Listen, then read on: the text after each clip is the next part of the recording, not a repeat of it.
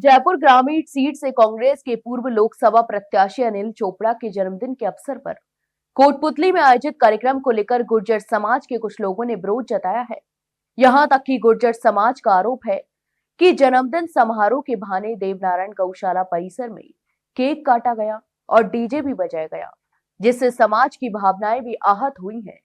समाज का कहना है कि पहले ही बैठकों में जन्मदिन जैसे आयोजनों में डीजे बजाने पर रोक लगाई गई थी, लेकिन इसके बावजूद कार्यक्रम में आयोजित किया गया। गुर्जर समाज के लोगों का कहना है कि इस तरह के आयोजनों से समाज में फूट डालने का काम हो रहा है। यहां तक कि उन्होंने जोर देकर कहा कि अनिल चोपड़ा को समाज की भावनाओं का सम्मान करना चाहिए। विरोध कर रहे लोग देवनारायण गौशाला में केक काटने और कार्यक्रम आयोजित करने पर आपत्ति जता रहे हैं। उनका कहना है कि धार्मिक और सामाजिक स्थलों पर इस तरह के आयोजन स्वीकार्य नहीं है और इससे समाज में विवाद की स्थिति भी पैदा होती है। इस पूरे मामले पर अनिल चोपड़ा ने सभी आरोपों को निराधार बताया और कहा कि उनका जन्मदिन 1 जनवरी को आता है और कोटपुतली में आयोजित कार्यक्रम पहले से ही कांग्रेस जिला अध्यक्ष, सरपंच और अन्य कार्यकर्ताओं की सहमति से तय किया गया था। यहां तक कि उन्होंने स्पष्ट किया कि वे स्वयं कार्यक्रम में शामिल हुए और यह पूरा आयोजन शालीनता और सौहार्दपूर्ण माहौल में संपन्न हुआ।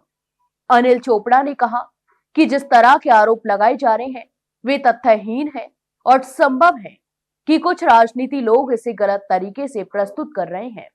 उन्होंने यह भी कहा कि भगवान देवनारायण के आशीर्वाद से बड़ा मेरे लिए कुछ भी नहीं है और मेरा उद्देश्य किसी भी समाज की भावनाओं को ठेस पहुंचाना नहीं था।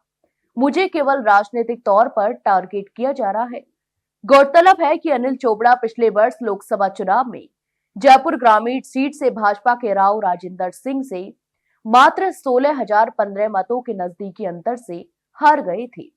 उस समय मतगणना को लेकर विवाद हुआ था और कॉमर्स कॉलेज स्थित मतगणना केंद्र पर भारी हंगामा भी हुआ था।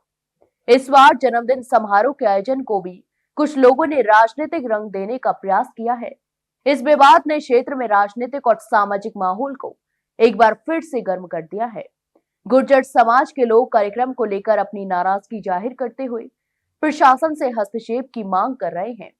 वहीं अनिल चोपड़ा ने कहा कि उनका उद्देश्य केवल सामाजिक और राजनीतिक गतिविधियों के माध्यम से जनता से जुड़ना था और किसी की भावनाओं को ठेस पहुंचाना उनका कोई मकसद नहीं था।